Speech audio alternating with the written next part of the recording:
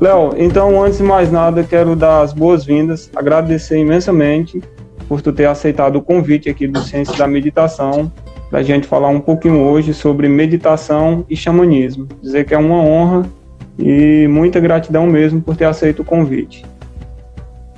Obrigado, eu que agradeço o convite. Maravilha. A intenção da nossa live de hoje, para o pessoal que está chegando aí, é a gente falar um pouquinho sobre meditação e xamanismo. Eu já fiz uma breve apresentação aqui, Léo, falei da tua jornada no universo do xamanismo desde os anos 90, que vem realizando diversas cerimônias, né, dentro do xamanismo, de autoconhecimento, de cura, além de ser dirigente também da Igreja de Santo Daime, Céu da Lua Cheia, e vem realizando inclusive esses trabalhos de cerimônias em diversos países, né? Então é um estudioso do assunto e tem contribuído imensamente para a expansão, né, do xamanismo em todo o Brasil, em diversas regiões, como também em alguns países. Queria que tu falasse um pouquinho assim mais sobre ti, para as pessoas que estão chegando aqui entrando, para a gente fazer essa apresentação e na sequência iniciar com as perguntas. Pode ser? Pode. Eu acho que você já deu uma introdução aí, não é? Então foi em 91 que eu fundei o Centro de Estudos de Xamanismo Voo da Águia, numa época que aqui em São Paulo, pelo menos, só tinha a Carminha Levi. Carminha Levi foi a primeira escola de xamanismo no Brasil, né? E aí de neo-xamanismo. E aí quando comecei a compartilhar, depois que eu me senti, né, liberado pelos meus instrutores, adquirido um conhecimento essencial, eu fui procurar a Carminha, isso foi em 91, no finalzinho de 90, uma coisa assim, né, para comunicar a ela que eu ia começar a fazer trabalhar também com o xamanismo aqui, né, que é uma coisa que poucos fazem, né? Vão chegar e pedir uma bênção para os mais velhos que estão no lugar, né? Então foi assim que eu comecei, não é? Comecei, mas eu já tenho todo um trajeto percorrido na espiritualidade, né? Minha família, através da minha família. Meu pai era pai de santo, minha mãe era benzedeira, meu padrinho de batismo era o Sidão de Xangô, então a gente vai crescendo numa família de louco, a gente enlouquece também, né? E aí eu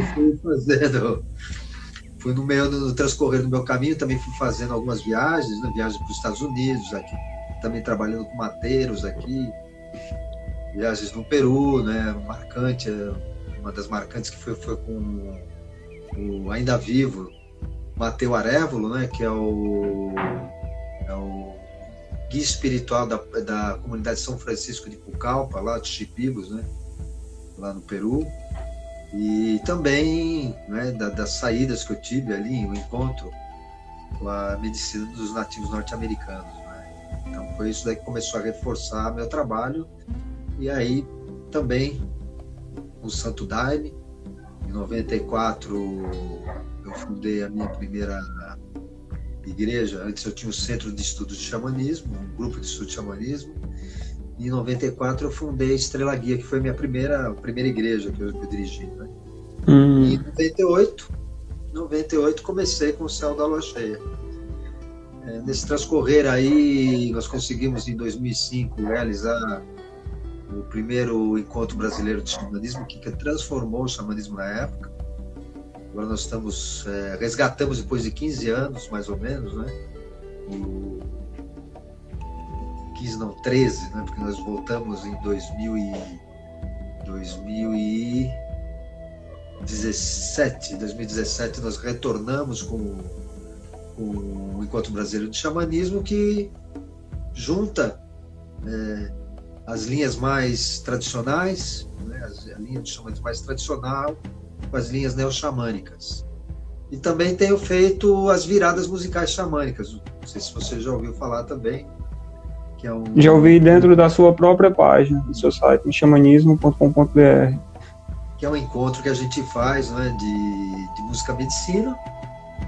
E já há 10 anos eu tenho viajado para fora do Brasil, né, recebi um primeiro convite há 10 anos atrás, 11 anos atrás quase, para ir para a Europa, e aí começou a ramificar, né? As pessoas foram indo no trabalho, e hoje a gente tem feito trabalhos nos Estados Unidos, no Caribe, aqui na América do Sul, e quase em todos os estados brasileiros, né? A gente tem feito e levado as práticas de xamanismo universal, que é a linha que eu desenvolvo. É por aí. Muito, muito bacana. Inclusive, eu falei aqui, né, para quem gostou, assim, para quem se interessar um pouquinho mais, pode acessar o teu site lá, que tem essas informações que eu vi, e muito mais informações, assim, nesse sentido. Léo, a proposta, né, o convite que a gente fez foi para tentar fazer uma mescla aqui, né, ver, assim, como é que a gente pode relacionar o xamanismo e meditação, né. Sei que muita gente tem um pouco de algumas dúvidas, eu particularmente também tenho algumas, e vamos aproveitar aqui esse espaço para poder fazer essas perguntas. Eu separei algumas aqui, a primeira, assim, para a gente começar de forma mais básica, é o que viria a ser o xamanismo e como ele pode se relacionar com a meditação. Qual a principal relação e imbricamento do xamanismo e a meditação? O xamanismo é um conjunto de práticas ancestrais que tem por objetivo o autoconhecimento e a cura. Eu estou fazendo uma definição assim bem sintética do que é. Né? E hoje, o que a gente conhece hoje, através da própria academia, são dois tipos de xamanismo, inicialmente, que é um xamanismo tradicional, que a própria palavra fala, né, que é a tradição, e tem um neo-xamanismo. Eu sigo aí uma vertente que eu considero assim do meio, assim, que é o xamanismo universal, onde nós trabalhamos principalmente os elementos da roda medicinal e das estações também, dos ritos de passagem sazonais, né? São 8 para nós, são 8 estações para nós. E se relaciona totalmente, né? O xamanismo é tão antigo quanto a meditação, estou falando de 40 mil anos quase, né? Tão antigo quanto a meditação, né? É aquele momento que a gente pode parar, travar a nossa mente, né? Bloquear a nossa mente dos pensamentos, né? Poder entrar num outro estado de consciência, né? E a gente faz a busca dessa meditação de várias formas, seja com música, com tambores, seja no silêncio, junto à natureza, mas ele se relaciona assim, tão antigo quanto a meditação, que na verdade o xamanismo é uma célula máter de todos os processos mágicos e religiosos que a gente tem hoje. A gente pode dizer que o primeiro mago foi um xamã. O xamã foi o primeiro mago, o primeiro médico, muito antigo, né? Ele remonta à época das glaciações, né?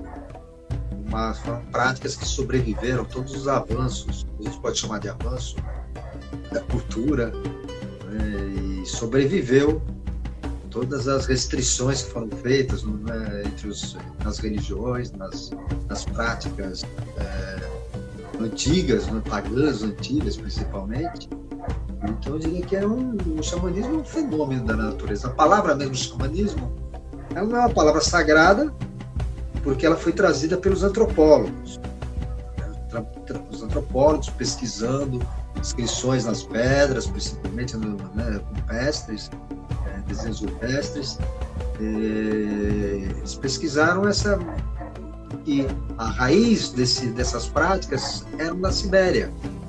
Por isso a palavra xamanismo ela vem do Tung siberiano Saman, que é aquele que é inspirado pelos espíritos, ou aquele que tem o conhecimento, aquele que sabe, né? A própria antropologia ela não tem não é todo mundo que concorda com a mesma definição. Uns falam que é aquele que é inspirado pelos espíritos, outros aquele que sabe, mas no fundo são práticas religiosas que foram se adaptando ao longo, né, desse tempo todo, sobreviveram, né, todas essas épocas de durezas espirituais que nós tivemos. Entendi.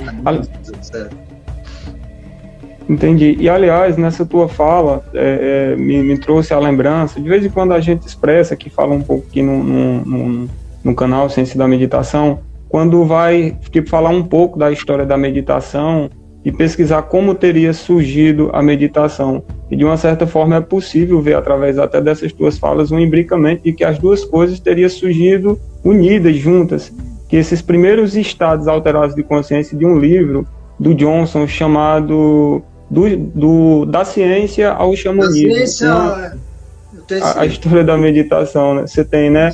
E aí ele fala lá no início que teria surgido, pelo menos, esses primeiros estados meditativos há 800 mil anos atrás, através da caça, quando os seres ali, os nossos ancestrais estavam na caça, ficava muito concentrado. Quando sentava na beira da fogueira, as chamas bailarinas ali começavam a entrar nesses estados de transe. Então, dentro dessa lógica, a gente pode até dizer que os dois surgem de forma imbricada, né? Essas duas ciências. Eu diria até um pouco antes, né? Porque, na verdade, o xamanismo, na verdade, ele nem é quando o homem já estava organizado em tribos, essas coisas todas, né? O homem era um coletor da natureza, que precisava ter contato com a natureza e com seus deuses para poder garantir sua própria sobrevivência. Eram nômades, não tinham nem grupos, né?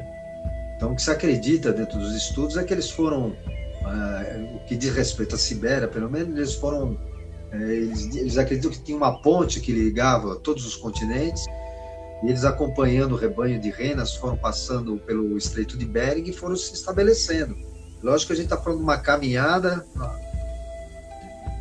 de milhares de anos, né? Mas, na verdade, é isso. Hoje a gente encontra, a gente, quando estuda um xamanismo universal, que não é só setorizado, ou seja, não é só para uma determinada prática em si, por exemplo, indígena, ou japonesa, ou etc., quando você estuda de forma ampla, você consegue perceber os traços do xamanismo em várias coisas, né? Até nos tempos atuais, nas práticas atuais, né? Em muitas religiões também. Falando de prática, de rituais, de religião, tu falou agora dessa relação do xamanismo e brincada com práticas religiosas, assim como na própria história da meditação também tem isso. A meditação surge justamente como prática já consciente, como práticas religiosas em diversas culturas. Existe, inclusive, dentro dos tipos de técnicas, práticas meditativas que a gente chama de meditações devocionais, que são aquelas meditações em que a gente pode se concentrar em uma divindade, em um ser, e através dessa prática evoluir, se desenvolver. Então, nesse sentido, como a meditação devocional, através das práticas xamânicas, ela pode fortalecer, favorecer o desenvolvimento da evolução espiritual, por exemplo? Primeiro, vamos dizer assim que quando a gente fala de coisas religiosas, não estamos falando exatamente de religiões institucionalizadas, né?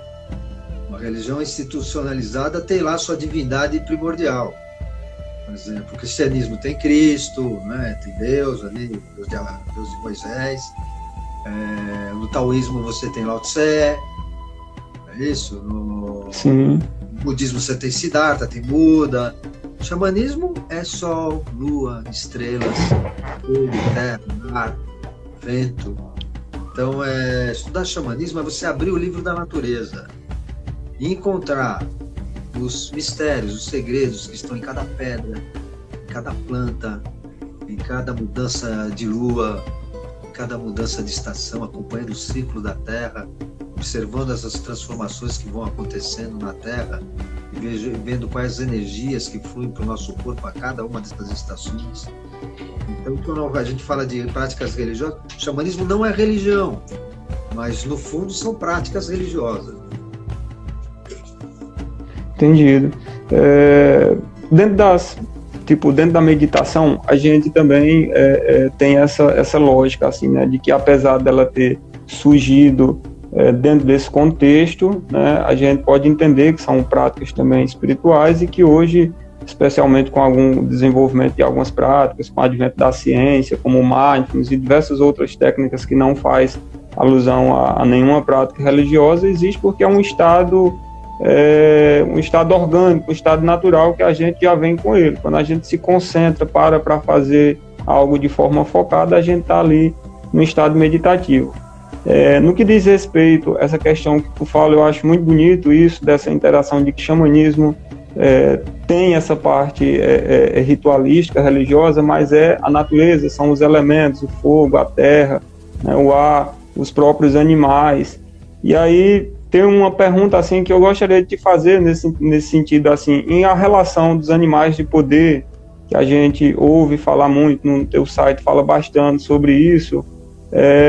O que significa, de maneira simples, assim, dentro das possibilidades aí para falar o animal de poder, e como é que a gente pode iniciar um estudo para descobrir o nosso? O animal de poder, na verdade, ele é traços da nossa própria personalidade e dos nossos talentos. E muitos desses talentos estão adormecidos. Digo, talentos que a gente vai trazendo até de outras vidas, né? É como se fosse o nosso alter ego. Então, ele não é um espírito animal que vem e incorpora na pessoa.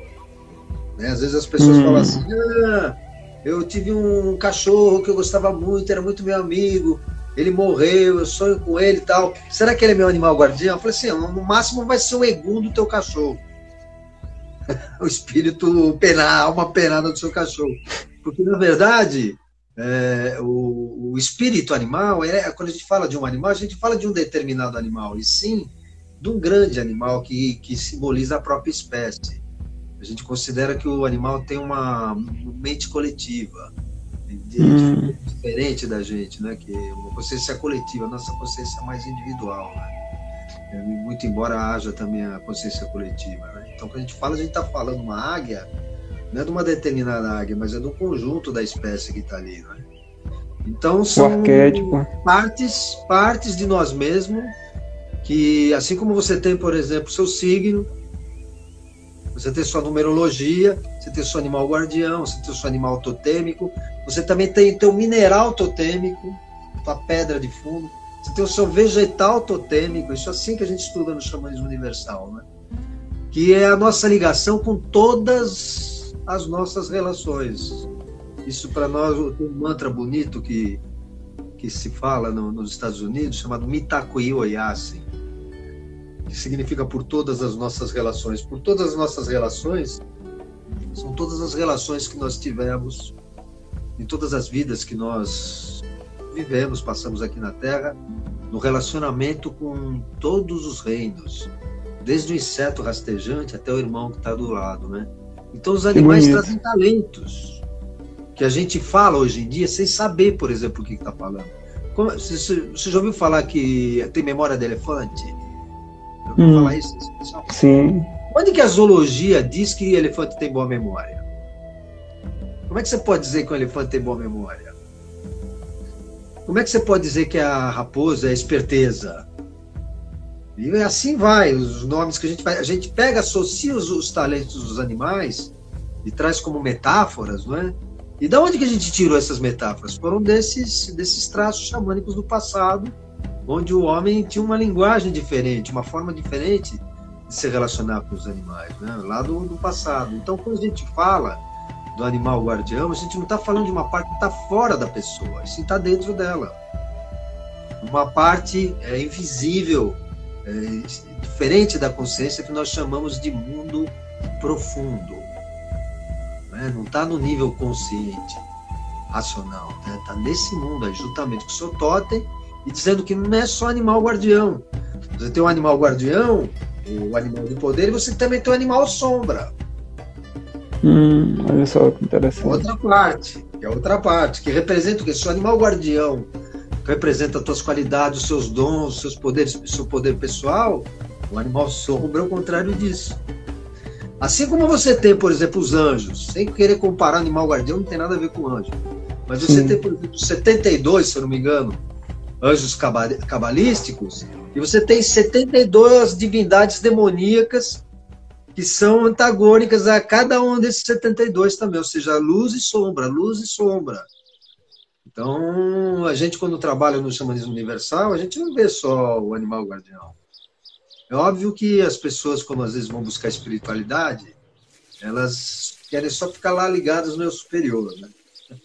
Os anjos no eu superior, e os monstrinhos que tem dentro não querem olhar, mas eles estão ali. Saber que estão ali, que não é um demônio de fora, é uma parte sua, sombria, uma parte sua que pode ser melhor observada, que pode ser utilizada como um aliado seu, ao invés de te aprontar alguma, por exemplo, um animal sombrio, o que ele poderia fazer com a pessoa? É aquela parte dentro de você que faz você gastar mais do que você pode, né? Que faz você fazer ou falar alguma coisa que depois você se arrepende de ter feito. E esse animal, ele pode ser educado, trabalhado, existe um estudo de refinamento desse animal? Ele, assim, harmonizado. Eu gosto dessa palavra, harmonizado, que ele passa a ser seu aliado. Que bacana. Ao invés de ser que, ao invés de jogar contra você, ele passa a ser o seu aliado de poder. Isso aí a gente trabalha no xamanismo. Não é uma coisa que você vai, como é que chama? Fazer expulsar um demônio, fazer um exorcismo com o seu animal sombra. Não, porque o animal sombra é parte de você. Quando você não aceita a tua sombra, é a mesma coisa que você dizer assim, eu não me aceito totalmente, integralmente. Então, a primeira forma de você se harmonizar com a sombra é você saber que ela existe e faz parte de você. Todos nós somos... Você pega na natureza, você pega as plantas medicinais que têm os princípios ativos, mas tem as toxinas também. Né? Tem essa ambiguidade, né, de luz e sombra. E isso a gente explora no xamanismo também. Que bacana, perfeito. Tem algumas pessoas aqui que estão fazendo pergunta. Pessoal, que tiver por aí, quiser interagir, fazer perguntas, pode ir mandando aí que a gente vai tentando fazer aqui na medida do possível. Algumas, a Chade perguntou como faço para descobrir o meu animal guardião, de uma certa forma já deu uma pincelada. Aproveito para dizer que você está com seria um curso, um grupo de estudo que está para iniciar online, né, Léo? De repente, as pessoas que tiverem interesse podem procurar a página Xamanismo Universal e se aprofundar um pouco mais nesse estudo, não é isso? Eu tenho as informações, isso aí. Pronto. O Alexandre... A gente faz com que a pessoa vá passando pela roda da vida dela ali, e aprendendo o xamanismo juntamente com essa viagem, com essa jornada que ele faz na própria roda. Que bacana. Está relacionada com o trajeto de uma semente que cai na terra no outono e que depois você tem a primeira colheita no meio do verão. Então a gente vai andando pela roda da vida das pessoas e ao mesmo tempo vamos trabalhando os conhecimentos do xamanismo. Animal do poder, animal sombrio, totem mineral, totem vegetal, o seu mentor xamânico, a purificação e limpeza dos karmas da sua ancestralidade, que é uma coisa importante. As palavras, não é? A comunicação sagrada, onde você vê muitas pessoas que se auto-amaldiçoam e não percebem. Então, como usar palavras de poder para você abrir portas na sua vida, como você saber sua missão. Então, a gente vai trabalhando tudo isso dentro da roda. E aí a pessoa sai transformada. Ela entra de um jeito, ela sai de outro. Não tem como não. Não é o Léo que faz isso. É a roda que faz isso. Então, é a roda medicinal. Nossa roda medicinal, ela é uma metodologia que foi desenvolvida já há muitos anos, né? Eu diria que a síntese de todo o trabalho que eu faço no xamanismo é a roda medicinal. Tanto a jornada xamânica Voo da Águia, como os cursos que eu faço, tudo é seguindo o trajeto dessa roda. Né? Então, essa é a nossa, como se fosse a Bíblia do xamanismo universal, é a roda né? Você tem ali a sementinha que cai no outono, aí no meio do outono é o momento da decomposição, da última colheita, você tem a renovação que vem com o inverno, aí você tem o momento da germinação, aí você tem o momento do nascimento, que é a entrada da primavera, o momento da fertilização, o momento da expansão da expansão da energia que chega com o verão, e assim vai indo. Através dessa roda, como metáfora da nossa vida, as pessoas vão se transformando. Então não é o Léo que transforma, eu sou só um motorista dessa roda, entendeu? Um chofer, que vou ajudando as pessoas a entrarem na roda da sua própria vida. Muito bonito. Muitas pessoas perguntam, né, nesse sentido assim, quando fala dessa questão da natureza, como que eu poderia me conectar mais com a natureza, nada mais interessante do que entrar num estudo desse, porque você está acompanhando os ciclos, né? Que bonito. O Alexandre, ele perguntou aqui se esses animais de poder, eles mudam com o passar dos tempos ou sempre são os mesmos? Olha, é assim, eu gosto de fazer uma comparação com o orixá. Você tem lá o teu orixá de cabeça, mas também tem seu orixá de herança, não é? Para quem conhece o Banda Candomblé, é mais ou menos assim, né? Você tem o seu principal, e isso não significa que você não possa estar a trabalhar com animais auxiliares. Mas quero dizer que tem pessoas que, de repente, trabalham de forma diferente.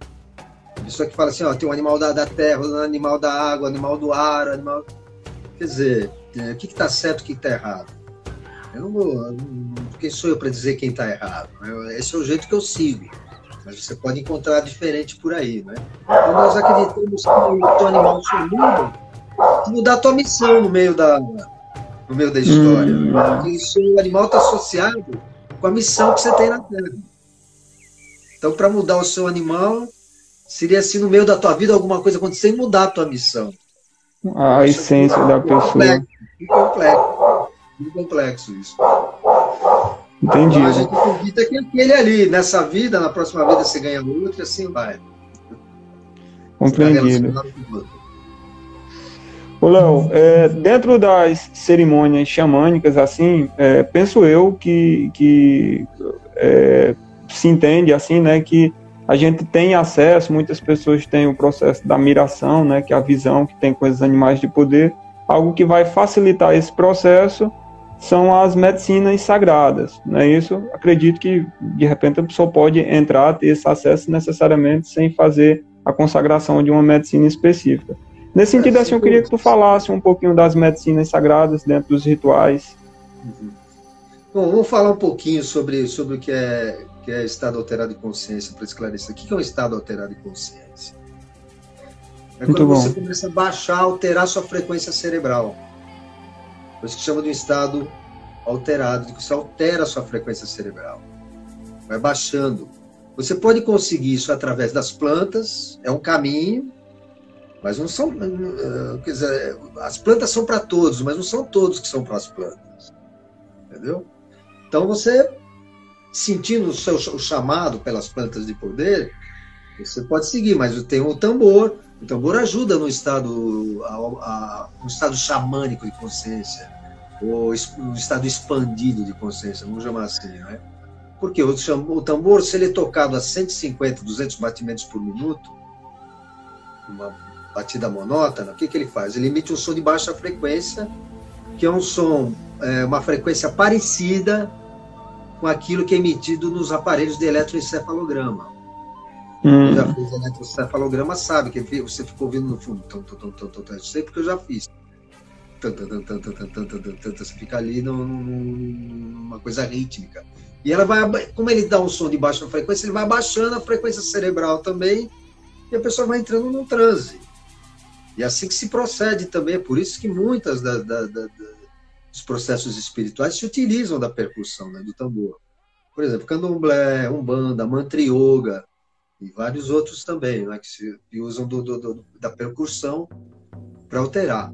Agora, é óbvio, é evidente que muito pouca comparação com as plantas, com as medicinas sagradas que tem aí, né, que são uma ponte profunda, antiquística também, ao mesmo tempo da humanidade. Tem alguns instrutores, alguns pesquisadores que acreditam até que a mudança do cérebro humano se deu a partir do momento que eles entraram em contato com essas plantas, lá na aurora da humanidade. Tudo estava começando, né? Tanto que até os animais fazem isso. Os animais também se utilizam dessas plantas. O elefante, por exemplo, a marula, e também os felinos, os macacos, eles já sabem onde buscar deles ali, né? Você vê como é que é a natureza. E saber também que alterar a nossa consciência faz parte do instinto humano. Você pega uma criança, por exemplo, o que ela faz? Ela fica girando, fica girando, de repente para. Fica naquela tontura, ela cai e acha demais, vai de novo, gira, gira, gira. Isso porque isso faz parte da nossa de ser humano. Isso você pode alterar através das danças tribais, você pode, pelas dietas, pela respiração, pelos respiratórios, tem várias formas. Agora, sem dúvida nenhuma, com as plantas você tem um caminho mais curto, né? Você te leva. E os monges tal, não sei o que. Bom, primeiro que os monges até hoje, tem muitos monges hoje que estão tomando medicinas, não sei se vocês sabem disso, né? Agora, você vai ter uma vida monástica para poder conseguir o estado de consciência deles? Você vai lá para o Himalaia, acho que é possível, se a pessoa tem vontade, acho que é uma boa, né? Ficar lá meditando ali em cima do, né? Tudo isso é possível. Agora, é um atalho precioso na nossa jornada rumo ao divino, as plantas de poder. Então, que não pode ter preconceito, né? Mas vamos dizer assim, aqueles que tomam, por exemplo, que usam já, que estão ouvindo a gente, acompanhando a gente, eles podem, eu vou falar de alguns estados de consciência aqui, que eles podem comprovar se eles já sentiram isso ou não com as plantas de poder. Teve um estudioso que ele chegou a catalogar 20 estados diferentes de consciência, que vai desde o estado do alfa, que é aquele estádio geralmente da meditação, é o alfa, até o estado de coma, o estado profundo, alterado de consciência, né? Mas quem usa a planta de poder, você já usou? Você já usou? Eu sou fardado do Santo Daime, então eu consagro a ayahuasca. Então você vai me ajudar a falar se eu estou exagerando ou não, se eu estou mentindo ou não. Não. Vou falar de alguns estados, é legal. Então vou falar de alguns estados, você confirma se você já passou por ele. Vou falar de alguns, são muitos. Sim, mas tem um estado que você entra, por exemplo, onde você entra em contato com a geometria sagrada. Ou seja, você vê mandalas, formas geométricas, tudo aquilo que você vê nos livros de yoga, aquelas mandalas bonitas, aí você vê lá na tua... Nossa, isso existe, né? Mas o que faz de bom isso? Isso daí vai alinhando seus chakras. Você entrar em contato com a medicina, com a geometria sagrada, é extremamente curativo, né? E alinha os nossos chakras. É muito importante fazer isso. Entrar em contato com essa realidade. Que é super meditação, né? A mandala é super meditação. Estou vendo uma aqui nas suas costas, por exemplo. Plenamente. Essas duas aqui fui eu que desenhei. A da águia também tem uma ligação bem bacana. Ô, Léo, a maioria tudo de formas circulares também, né? Geralmente. E os círculos, as rodas, que é o que a gente trabalha, é o símbolo da totalidade. Tem um outro estado de consciência que a pessoa vai entrando, que ela de repente começa a entrar em contato com as cagadas que ela fez na vida. Isso. Daí começa a dar uma culpa, fala, meu Deus, olha quanta coisa que eu erro na vida. Você tá ali naquela coisa, fica vendo tudo ali na tua frente, e depois dá aquela sensação de você querer, no dia seguinte, corrigir tudo o que você fez de errado na vida, o passado na vida, né? Então dá aquela... Isso é bom de um lado. De um lado é bom porque te desperta realmente para uma mudança consciente, né? Só que tem que tomar cuidado, porque a cura é um processo, não é um evento. Porque às vezes a pessoa vai querer ver tudo ali que ela tem que corrigir e a vida dela fica toda bagunçada depois, né? Fica pior do que antes. Então tudo tem que ter né? A coisa que a gente fala é consciência, né? Ou seja, são estados de consciência que você precisa compreender. E se você está aqui, você quer chegar aqui, não dá para você fazer isso. Tem um caminho. Esse caminho as pessoas podem chamar de dificuldades, eu prefiro chamar de etapas. Aí está colocando se é peia, não é peia, não, peia é sofrimento. Peia é um sofrimento aqui que você acha que vai morrer, que você... É diferente, peia é outra coisa, uns chamam até de castigo. Eu estou falando assim de um arrependimento que você tem ali, que você entra em contato com as coisas que você fez, tem esse nível. Tem a peia também. Peia, a pessoa passa muito mal, às vezes acha até que vai morrer, aquela coisa. Isso é um outro estado, né? Agora, algumas pessoas... Oi? Não, eu ia só dizer assim, algumas pessoas brincam, inclusive, que o significado de peia é um processo espiritual intensivo, avançado. Não deixa de ser, né, Léo? Não deixa de fazer sofrer também um pouquinho. Faz isso aí mesmo. Aí você tem um estado de consciência, por exemplo, um estado que você entra, você começa a ver seres da natureza. Você vê lá, sei lá, elementais, vê fada. Você olha assim para as árvores, assim, parece que as árvores estão falando com você, assim, parece que tem boca. Você olha para uma rosa, parece que ela tem uma boca, sei lá. Olha para parece que tem animais dentro das árvores. Exatamente. Você vê seres ali, né, da natureza. Não tem essas... Quem já não passou, não viu isso, né? Tem um outro estado de consciência que a pessoa se conecta, por exemplo, com divindades. Aí por exemplo, a pessoa de repente vê Shiva, de repente vê Jesus Cristo, vê São Jorge, vê São Sebastião, lá na tua frente, vê o Mestre Irineu, sei lá, vê aquelas coisas. Quando você tem uma visão desse tipo, seu cérebro já borrifa uma série de substâncias que você pode ter uma cura naquele momento. Ali começa a ser um processo de cura. Só faça a imagem que você teve tão arrebatadora, no arrebatamento místico que dá presença de uma divindade na sua frente. Né? Então são vários estados que você vai tendo. E tem um, estou aqui resumindo bastante, mas tem um que é aquele estado onde o que mais se assemelha a uma vacuidade budista. E você está ali naquele momento, você não tem medo de morrer. Se passar um anjo da morte, ele fala assim, vamos embora, você vai abraçado com ele na alegria. Não tem excesso de alegria, nem tristeza. É um momento que você está num estado que você, se você conseguir observar a tua vida, tudo aquilo que você reclama da tua vida, todos os seus problemas, suas preocupações, você vê que elas são desse tamanho face à grandeza que é viver. Né? Você começa a olhar já, você vê com outro prisma.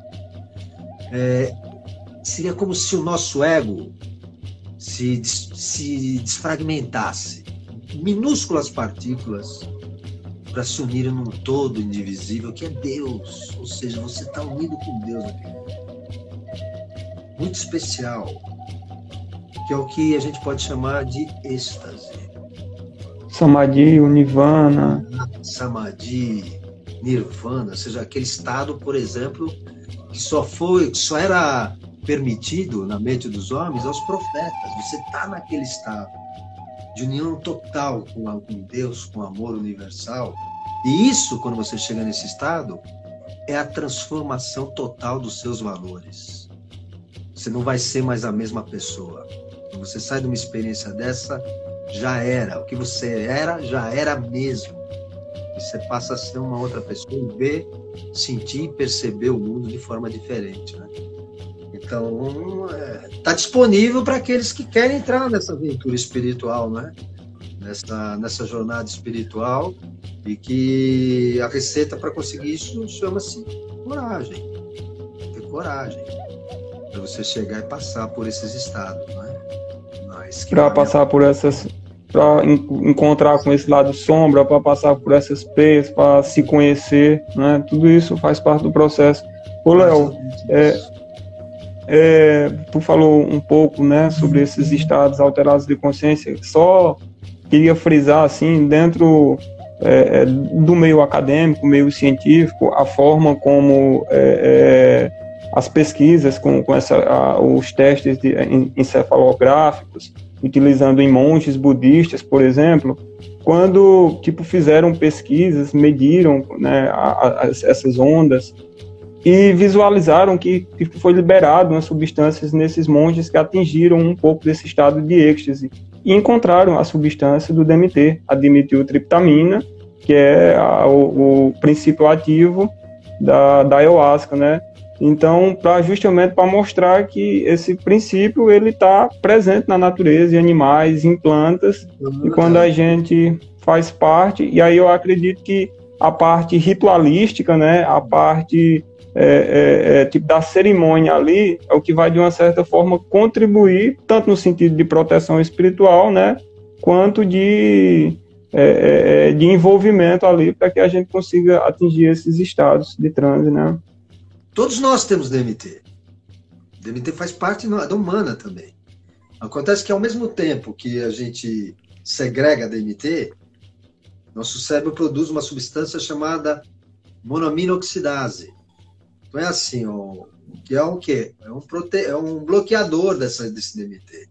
Então, na medida que o seu organismo vai liberando DMT, que você pode comer numa comida, tá em tudo. DMT eles chamam da molécula do espírito, né? Da alma. Então, monoaminoxidase vai bloqueando o DMT. E o DMT é o quê? Ele é responsável pelos estados de euforia, pelas mirações, por tudo isso, pelas visões, pelo estado visionário, pela alegria. Não é verdade? Então, geralmente, quando uma pessoa está depressiva, o que ela faz? Ela vai num psiquiatra, ele receita, né? A maior parte dos remédios antidepressivos são inibidores de monoaminoxidase. Então, o que eles fazem? De forma química, eles diminuem a monoaminoxidase, a pessoa está depressiva, daí o DMT passa a fazer o efeito, né? Porque as comidas, as coisas que a gente come, geralmente, são metabolizadas e não dá o efeito. O DMT se perde ali no próprio processo digestivo, né? Quando você toma, por exemplo, o daime, a ayahuasca, o cipó, ele tem uma substância chamada becarbulina, por exemplo, armina principalmente, né? E a armina, ele é um bloqueador vegetal da monoaminoxidase. E a folha tem um pouco de DMT. Então, ao mesmo tempo que diminui e que bloqueia, né, que diminui a monoaminoxidase, você incrementa um pouco com a folha também, né, com o DMT. Então, dá esse efeito dessa miração, desses estados todos que a gente vai conseguindo através do processo da ayahuasca e de outras plantas também, né? Então, é isso aí. Maravilha. Léo, tem muitas perguntas aqui que o pessoal está fazendo, interagindo. Infelizmente, assim, pelo o nosso tempo, a gente não vai conseguir fazer todas essas perguntas aqui, mas vamos tentando responder aí na medida do possível. Léo, hoje é dia 3, né? 3 de setembro, 3/9, uma data numerológica interessante também. Desculpa, 3/9. Não, tipo, a quinta-feira, né, 3/9, data de lua cheia também, assim, a gente tá falando um pouco dos elementos, assim, eu sei bastante da tua ligação, da tua relação com a lua cheia, inclusive através de alguns cânticos belíssimos. Queria que tu falasse um pouquinho da energia da lua, assim, como a gente poderia aproveitar essa força nesses dias aqui de lua cheia e ter uma maior conexão com o nosso ser. Bom, primeiro falando para os nossos daimistas, né, que o nosso mestre fala, né? Ela é quem domina a Terra, né? A Lua é quem domina a Terra. E é isso mesmo, ela exerce um domínio, um efeito magnético fantástico. Veja que de uma lunação para outra, a Lua movimenta toneladas e toneladas de água de um lado para o outro do planeta. Imagina o que ela não pode fazer com a gente, que nós somos 85%, 90% líquidos, né? E através disso as nossas emoções, ela é a senhora das nossas emoções e a senhora dos nossos sonhos, né? Então cada lua, de acordo com a jornada dela pelas estações, ela traz uma energia, um talento, um dom, assim, né? Uma especialidade que a gente vai trabalhando a cada alunação. Eu faço cerimônias de lua cheia desde 93. Antes mesmo de eu ter igreja, a gente já fazia um grupo que chamava Grupo de Estudos Xamânicos. Antes de eu virar a minha primeira igreja, a gente já... Aliás, foi os trabalhos de lua cheia que originaram o céu da lua cheia, né? Então nós fazemos esse estudo da lua, né? Dessa senhora, né? Imagina essa lua que a gente olha, quantas milhares, milhões, bilhões de pessoas, né? Já não olharam para essa mesma lua que a gente vai olhar, que a gente está olhando hoje, né? Às vezes as pessoas nem olham para a lua. Aqui a gente que me torna meio lunático, deu lua cheia, a gente já está aqui, já está olhando para ela, meditando nela, olhando esse princípio da reflexão incrível, né? Mas aí a lua cheia tem todas as luas. Depois, todas nelas se encerram na lua cheia. todas as luas se encerram na lua cheia. Na lua cheia tem a lua minguante, tem a lua nova, a lua crescente, tudo está na lua cheia. Inclusive uma parte que a gente não vê, que é a parte onde não é refletida pelo sol, que é chamado de lua negra também, que nos convida a gente, suavemente, carinhosamente, a examinar as nossas sombras também. Então a lua cheia tem tudo, né? Tem todo esse espectro. Além de toda a poesia, além de toda a magia, né, que a lua cheia traz, né, na própria vegetação, quando a lua tá minguante, por exemplo, todos os líquidos da Terra vão para baixo, ou seja, vão para a raiz, né? E quando a lua está cheia, esses líquidos saem da raiz e já vão para os frutos, vão para os troncos, então ela movimenta toda a Terra, o crescimento dos nossos cabelos, das nossas unhas, enfim. Aquilo que o mestre André, diz, ela que domina a Terra mesmo, né? E agora nós vamos ter aí, eu achei interessante para aqueles que quiserem, nós agora, no sábado, vamos fazer uma cerimônia de lua cheia, vamos fazer uma live através do Dicéfalo, né? Através que é a linha que eu sigo, a linha do Padre Sebastião Melo. Sim. E quiserem dar uma chegadinha, nós vamos fazer uma seleção do Inário da Lua Cheia, que a gente faz nesses momentos da Lua Cheia, às 5 horas da tarde aqui de Brasília, horário de Brasília. Então quem quiser vai ter no Facebook, pode ver no site do Xamanismo, né? No site, no Facebook do Xamanismo, no YouTube, ou pelo Zoom também que vai ter, né? Vai ter tudo isso daí, as pessoas podem participar também, onde nós vamos cantar para a Lua Cheia, fazer meditação, enfim, fazer os nossos trabalhos. Que bacana. Que a gente faz sempre. Que maravilha. Aproveitar o pessoal que está aí, né, que está acompanhando a live Meditação e Xamanismo. O Léo acabou de falar aí do evento, do encontro que vai ter online, né, do trabalho de Santo Daime, da Lua Cheia, né, nesse próximo sábado às 17 horas. Então, quem está aqui, que não é daimista, de repente quer acompanhar, vai estar disponibilizado os links aí no YouTube e no Facebook para acompanhar um pouquinho mais, assim, sobre os cânticos, são belíssimos. Aliás, para quem está aí assim, principalmente do público aqui do Ciência da Meditação, que está chegando, que não conhece o Léo, se quiser digitar no YouTube aí, colocar assim, alguns cânticos, alguns hinos assim, vai se maravilhar e se encantar, se inspirar aí para aumentar mais a conexão com a Lua. Léo, a gente está se encaminhando aqui para a reta final do nosso live, muita gente aqui falando, interagindo muito, assim, a Andréa Carré, por exemplo, falou que participou contigo de algumas cerimônias lá nos anos 90, outras pessoas que estão chegando aqui têm uma energia muito boa, outras pessoas pedindo uma continuação dessa live depois. Para mim vai ser um prazer se a gente puder falar um pouco mais em algum outro momento, mais para frente. Mas queria deixar aqui a lembrança de que tem o grupo, né, o grupo que você está abrindo sobre xamanismo. Provavelmente tem muitas meditações, né, envolvendo os animais de poder. Tudo que tu falou aqui foi apenas, imagino, uma gotinha desse oceano do que é o xamanismo. 16 encontros. A gente faz em 2 meses. Segunda e quarta ou terça e quinta, né? Então são 2 horas e pouquinho mais ou menos de aula. Que bacana. Isso aí, você tá já. Eu já estou dentro, já. Muitíssimo grato. Então, para que a gente consiga encerrar aqui sem muita agonia, assim, porque o Instagram geralmente derruba as lives, quero agradecer demais a tua presença aqui, de ter aceito o convite do Ciência da Meditação. Foi um prazer enorme mesmo aprender um tanto, assim, um pouquinho, né, nesse sentido que tu trouxe do xamanismo, mas que para mim, tenho certeza que muita gente aí inspirou, de alguma forma auxilia nesse processo de expansão da consciência que a gente falou aqui, e que a gente possa dar continuidade aí aos nossos segmentos e estudos. Também podem ir até o site www.xamanismo.com.br www.xamanismo.com.br. Facinho de lembrar, né? Pronto. E também, para o pessoal aqui do Ciência da Meditação que não está seguindo ainda, tem aqui a página no perfil Xamanismo Universal. E aí vai poder interagir, né, Então, muitíssimo grato mesmo, de todo coração. E Obrigado. até a próxima, aí, com a graça de Deus.